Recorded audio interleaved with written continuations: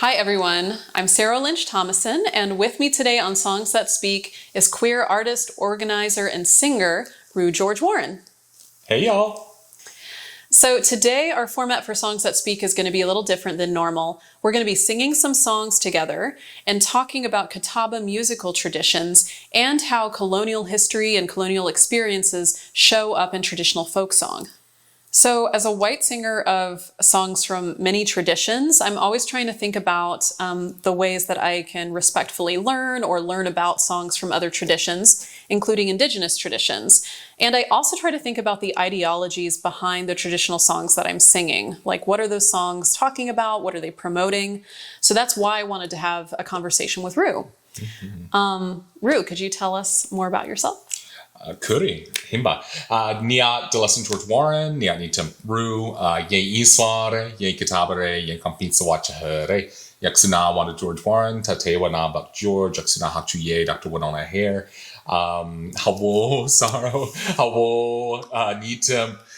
Thanks for having me here. I'm really excited to have this conversation and to be singing with you. So I did a traditional introduction in Catawba because one of the things I do in my job is to teach the language in our community and work on things related to the language. So I try to make sure I get a chance to speak it out loud whenever I can.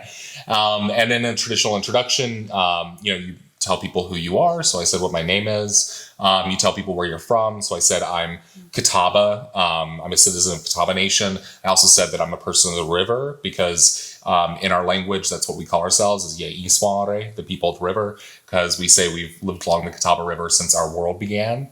And then you also talk about who your family is because tribes are large kinship networks. And so it's similar in a lot of small towns where it's, you meet someone new and they say, who's your mom? Who's your dad? Who's your aunt? Who's your grandpa? So I told you a little bit about my family, specifically my Catawba family. And then I just gave some gratitude for you for having me, and then also for the audience for chiming in and watching us do some music and chatting. Today we'll be singing 3 songs to serve as jumping off points for a mix of interview and conversation. The first song is Tanake Kuchin. The second one is a counting song in the Catawba language. And the third one, which we'll do a little later on in the episode, is called I Am Going to the West, a song that I've liked for a really long time. This episode is sponsored in part by the Country Dance and Song Society, or CDSS. CDSS supports people in building and sustaining vibrant communities through participatory dance, music, and song. You can find out more at cdss.org. All right, we'll sing our first song now. So, Rue, do you want to tell us about this song? Yeah, so one of the things that I do for Catawba Indian Nation is teach the language, work with different age groups on passing on cultural knowledge. And so about a year ago, we started working with our 0 to 1 classroom. And so our question was like, well, how do we teach the language to pre-verbal children, right?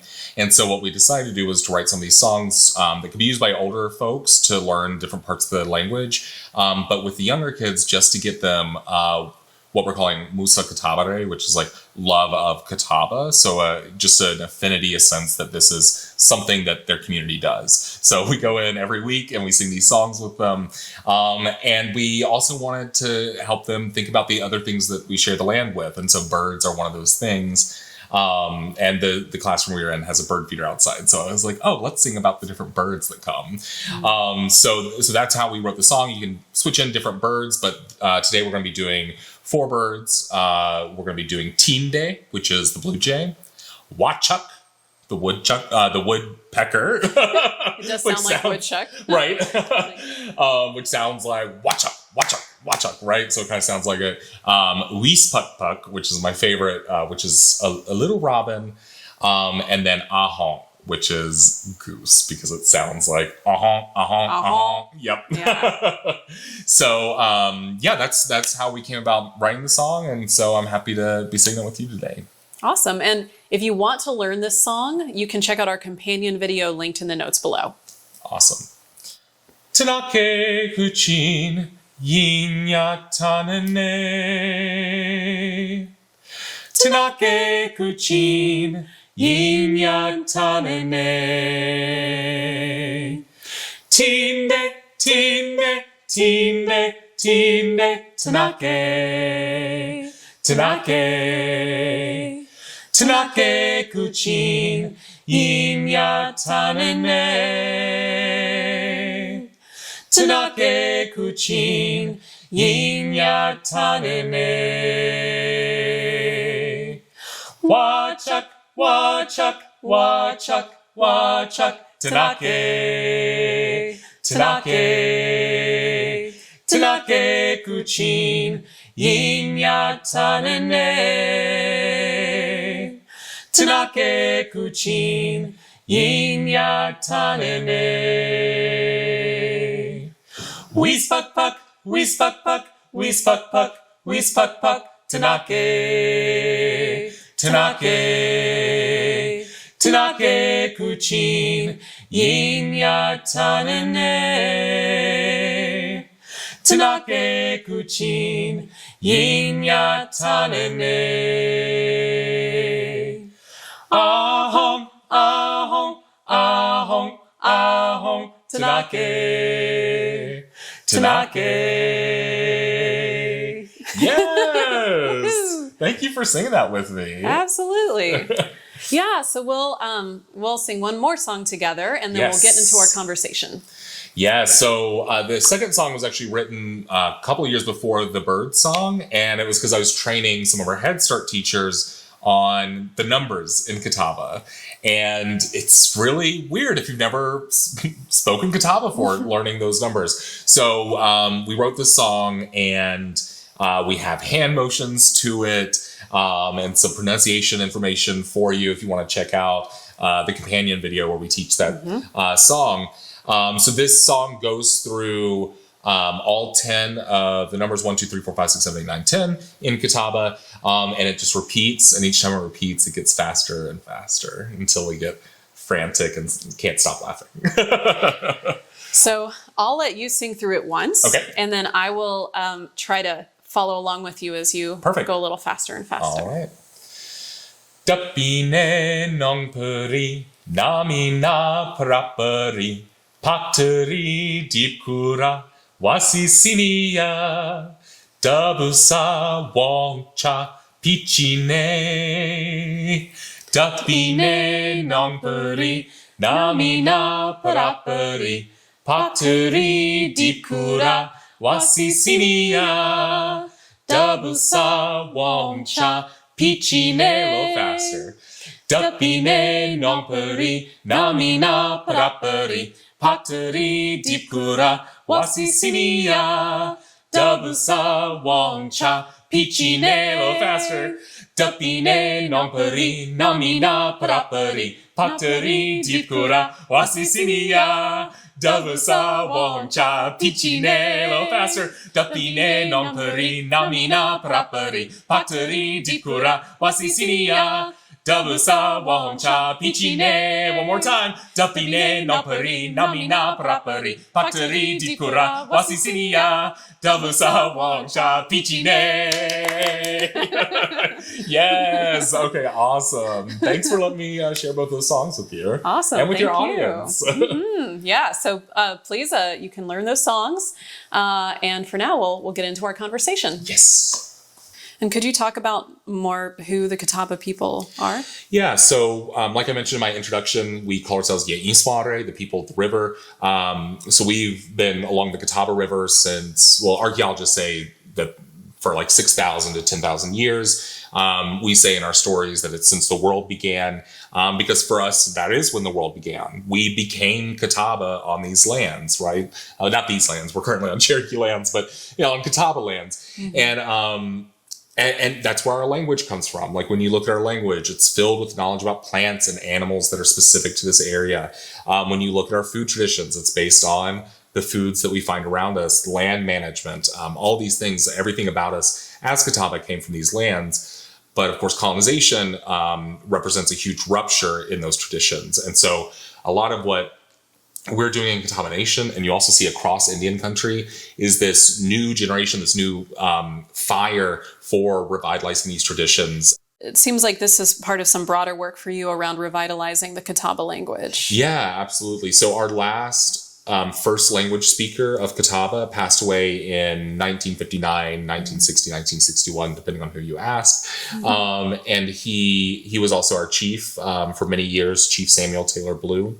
And so, like, how do you how do you turn what is essentially a dictionary, right? We have lots of records from linguists and anthropologists and recordings and things like that, but how do you turn that back into a living language? And the answer is through culture, right? You make songs with it, you make ceremony and ritual with it, you use it in the homes, you use it in the kitchens, you use it at sports, all these things. So that's a lot of what we're trying to do. For us, we see this as an intergenerational project, right? Like, I don't know that I'll ever be in a situation where I can just be with other Catawbas and speak fluently in Catawba in my lifetime.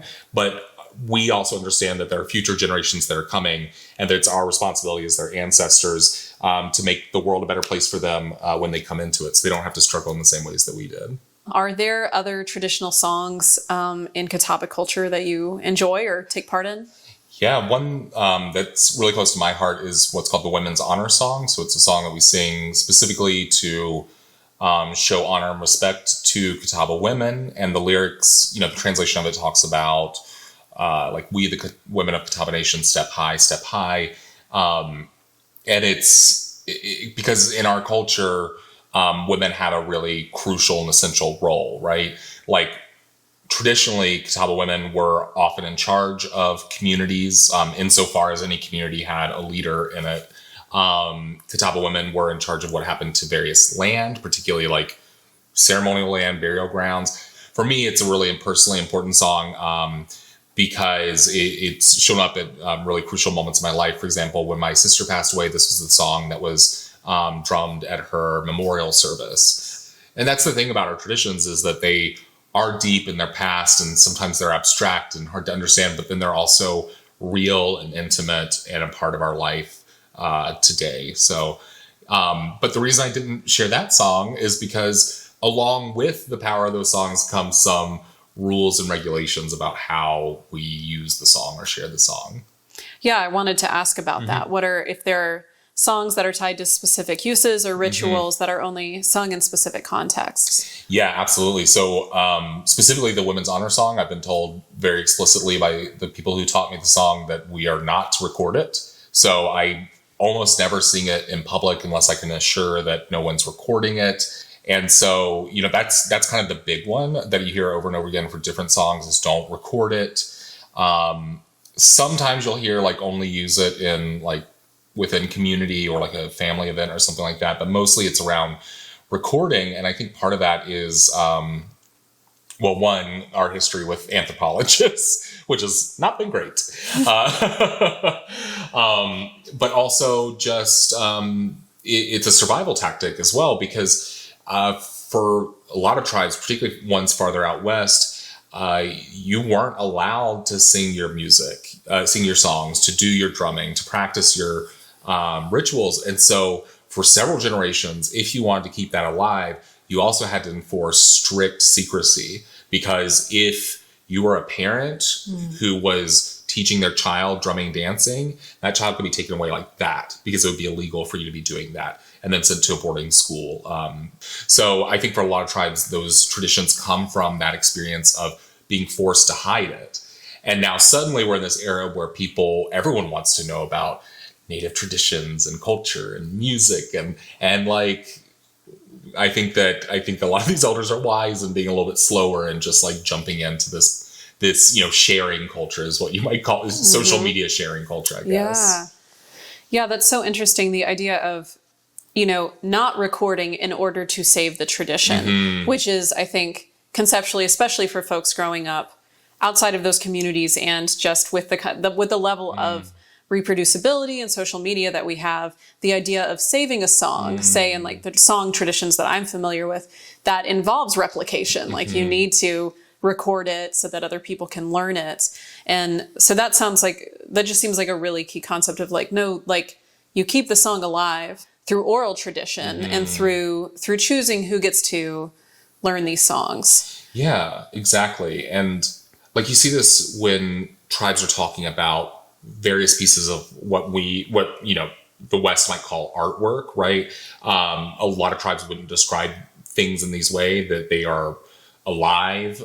For example, like a piece of pottery that we might just say, oh, that's beautiful. A certain tribe might describe that as being alive or being a relative to them. And so this thing that we do of like record it, freeze it at a specific moment of time and put it into an archive is kind of anathema to a lot of the ways that tribes are thinking about it, in that it needs to be in the community and it needs to be used by the community for it to be alive. I often see that white folks are trying to find a sense of rootedness and authenticity and place by trying to borrow from indigenous traditions. There's sometimes like missed this understanding that in kind of taking a tradition that you've heard about and then trying to reincorporate it, something can be lost. Yeah.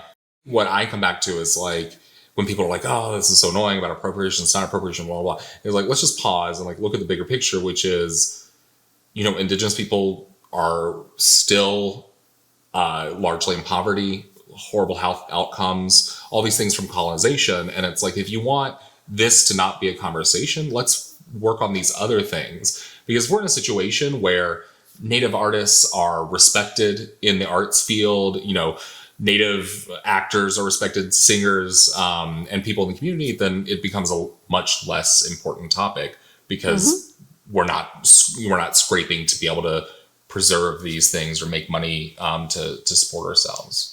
Yeah, exactly. And it's like when the power dynamics are different, that conversation changes so much. Yes, you said it so well. Yeah. Because I was trying to think about, as we're discussing, like in Catawba culture, there are some songs like the songs you've written that someone like me can learn. Yeah. I get to learn to count to 10 in Catawba. Absolutely. But then there are other songs that are only sung in certain situations.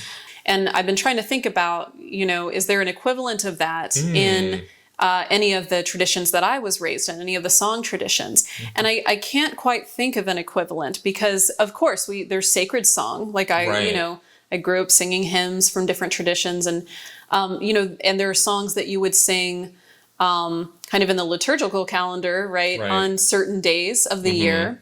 And if those songs were taken out of context and sung at different times, it might be silly. Right. It might not make sense, but it wouldn't necessarily be kind of damaging the tradition in a way that would be happening if the power dynamics were different. And I think also it wouldn't damage that tradition because the tradition has so much power, right? Right. Like the tradition of singing Silent Night, for example. If you sang it in July, like you said, it would be silly, but no one's going to be confused that, no, this is still a wintertime song, right? Because it has such cultural power and it's known by so many people within the culture. There's such a strong feeling of cultural scarcity. There is this sense of like real lack. And that disconnection comes from being part of a colonizing society, being a society that has been so focused on assimilating others and assimilating oneself for so long. And that kind of loss of identity can go back. It can go back hundreds of years, or it can go back to just like about 100 years ago. Like I think sometimes people who want to, learn songs from other traditions get frustrated and are like, well, am I not supposed to learn? Am I not supposed to be able to learn anything outside of my own like ancestral traditions? I don't even know what those are necessarily.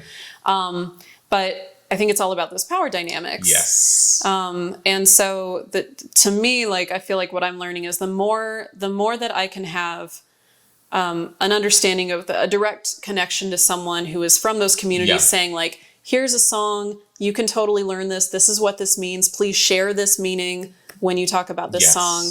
Like that is a way to empower and to teach about those different communities. Whereas there are other traditions that are empowered by being left alone. Yes. Well, yeah, I think you summarized it really well. And, for folks who are like, oh, I really want to access this song and learn this song, sometimes the answer is just going to be no, right? Like sometimes tribal communities or, other communities are just going to say, no, we're not going to teach you this song, which is also a great time for self-reflection and be like, why do I feel so entitled to access to that knowledge, right? Because there's still, this idea within academia that like all knowledge for knowledge's sake is good. And like indigenous people, I don't know that we're like really on that bandwidth. It's like, well, no, if you're going to come and do a 5-year study on us and then take away the information to publish somewhere else, what's the benefit going to be for us? Why would we do this? Oh, well, it's going to increase knowledge in the abstract. No, I don't care. So sometimes the answer is going to be no. Mm-hmm. But the way to figure out what the answer is through relationships, right? Mm-hmm. I don't speak for all indigenous people. I don't speak for all Native Americans, and I certainly don't speak for all Catawbas. I'm just a Catawba person, right? And the thing is that also that's one of the reasons why community members are the kind of deciders on what they share, what they don't share. Because if I'm going around and sharing with people the Women's Honor Song when I'm not supposed to be, people in the community know me. They know where I live, and they could say, Rue, why are you sharing this song when you shouldn't be sharing this song? Mm-hmm. And so there is also this sense of accountability that comes from that relationship that is really crucial to maintaining those traditions. Okay, next we're gonna sing a little bit more and then get into some more conversation. Yes. So now we'll sing another song. It's called I'm Going to the West. And this is a song that I've really loved for a long time. I probably learned it about 15 years ago. And this song was collected in the 1940s in northern Alabama. And it's thought that the song could have been written in the 1880s in northern Alabama at a time when a lot of folks were migrating to Texas for new land. So we'll sing it and then we'll talk more about it. In this fair land I'll stay no more, here labor is in vain. I'll leave the mountains of my birth and seek the fertile plain. I am going to the west. You say you will not go with me. You turn your eyes away. You say you will not follow me, no matter what I say. I am going to the west. 3 years have passed since we first met, since you became my bride. Now I must journey far away without you by my side. I am going to the west. You say you will not go with me. You turn your eyes away. You say you will not follow me, no matter what I say. I am going to the west. I'll leave you here in this land you love, mid scenes so bright and fair. Where there is singing, there is laughter, and music fills the air. I am going to the west. You say you will not go with me. You turn your eyes away. You say you will not follow me, no matter what I say. I am going to the west. I am going to the west. I am going to the west. Thanks so much for singing that song with me, Rue. Of course. Yeah, I think if you had asked me a year ago if I'd be singing a song called I'm Going to the West, I would have said, nope, I'm not. But it's actually a beautiful song. And so I'm excited to talk about like how colonialism is or is not in that song. Right. And I think that this song is tricky in a way that's like very useful to talk about. And I wanted us to sing this song in the context of our bigger conversation because in the traditional song communities that I'm in, a lot of songs come up like this they're not maybe directly about the ideology of colonization, but they are predicated on colonization existing. Mm-hmm. So in this song we have someone who is he's saying, I'll leave the mountains of my birth to seek the fertile plain. This person wants to do what a lot of people were doing in the 19th century, which was like, well, we'll go further west and we'll find where there's more abundant soil. And he can only go there if other people have been moved first. It's the sense that the land is available And how was it made available, right? Is through colonization. But like even in the text, like you were just saying, like I'm going to go to the fertile plain, right? And isn't there a line about like toil in the land here? Here labor is in vain. Here labor is in vain. Yeah. So, I mean, and that was an experience for a lot of folks on the East Coast in the 1800s because the soil was so deprived from years of what are just bad agricultural practices, but were the norm of agricultural practices for, this newly formed United States and kind of the Western tradition. The reason why the plains were fertile is because they had been under control of indigenous people longer. And so we're able to maintain these like large landscape level management in the same way that Catawbas and others did. It's just that that land got consolidated away from us a lot earlier than a lot of the lands farther out west. And so that removal of fertility from the soil, the degradation of the topsoil, like all that happened at an earlier timeline than what we see later with like the Dust Bowl in the Great Plains. Like that push that of course it just keeps happening over hundreds of years because of those bad agricultural practices, amongst other things. But then it's so easy to also just get really caught up in the sentiment of the song about this person who is who's leaving his wife, who's saying like, I'm not going to go. I have community here, and I have music here and I'm going to stay.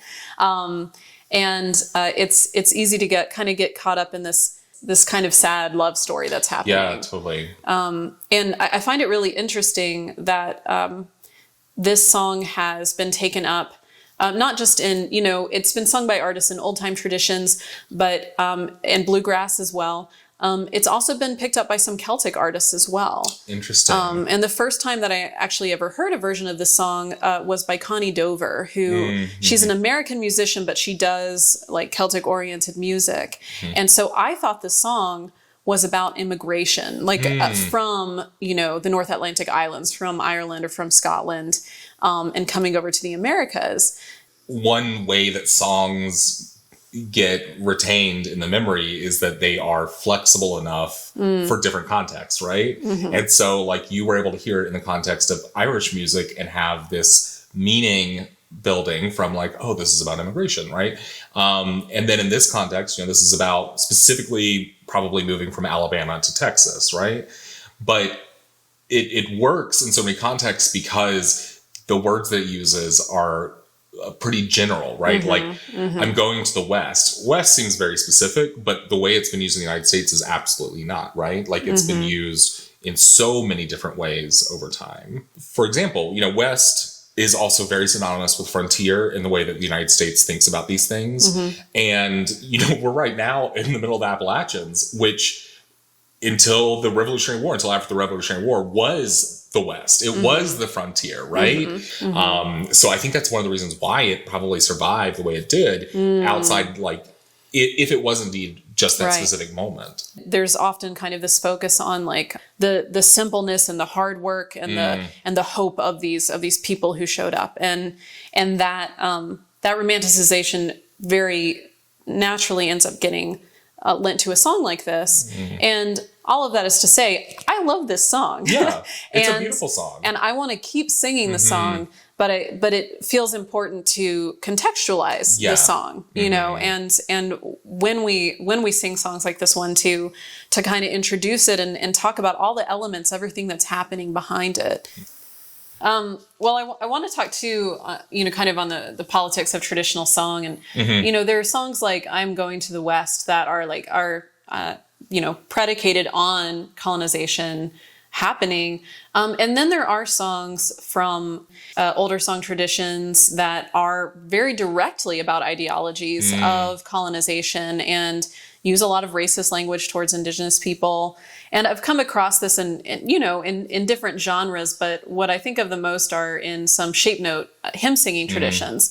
And shape note is a really beautiful, really cool form of like 3 and 4 part harmony singing that was really at its height in the colonial period. And people still sing it today, really internationally now. But a lot of these songs were written in the 1700s and the 1800s, and during these periods of intense westward expansion, during the Age of Enlightenment. And so there can be a lot of language in some of these songs that are about, bringing light to heathen lands and to dark regions where there is no light of enlightenment. And there can also be songs that are specifically about conversion of Indian peoples to Christianity. And those songs are still being sung in Shape Note communities, and people find different ways to kind of to try and mediate that. The way that Shape Note singing works is you'll have a leader stand up and they'll call a number from a hymnal, and then everyone will sing that song together. And so if a leader leads something that other people find offensive, some people will just close their books and they won't sing. Some communities have actually made like hard and fast rules that there are certain songs that just will not be sung.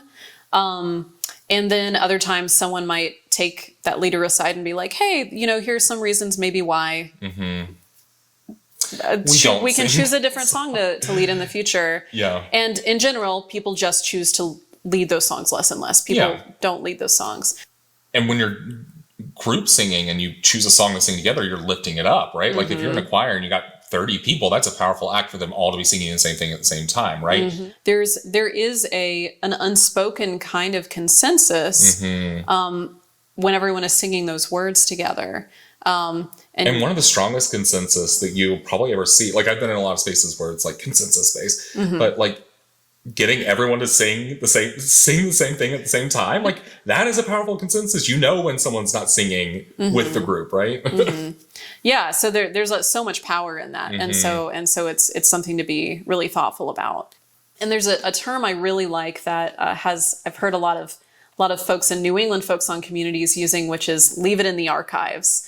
And this kind of gets back to like duplication and saving songs and what we were talking about earlier, but it's just saying like, sometimes people will argue we need to keep singing songs because otherwise we'll lose the songs, like the songs will die, this tradition will die. But that's not necessarily true. The songs are there for study. They're there for us to like learn from, but we don't need to be singing them. Yeah, I love that phrase, leave it in the archives. Because the reality is that we're all making choices about what we do or do not sing, do or do not read at any moment. Right. And so just, it's another piece of information to be taking into our considerations of what we are going to sing, what we're not going to sing, right? It's an interesting thing because it makes me think, I can look at that song and say, God, this is a really hurtful song. Yeah. And it makes me think about what are the ways to transition out of singing those songs in a way where people really understand why it's so hurtful to sing them, because we are so deeply colonized that like people will want to lead these songs and not understand why they're so damaging. And sometimes in that situation for someone to say like, don't sing that, like they're not going to learn anything from that scenario, as opposed to using that as an opportunity for conversation. And the more that we can talk to people from other traditions and understand those perspectives and think about these songs more, I think the further we can get. Yeah. So with all that said, I really appreciate talking to you today. Oh my gosh, thank you so much. I had a wonderful time, and just lovely making music with you and chatting about it and contextualizing. I'm going to the West. It was a big word for today. Yes, contextualizing. Vocab word. Vocab word.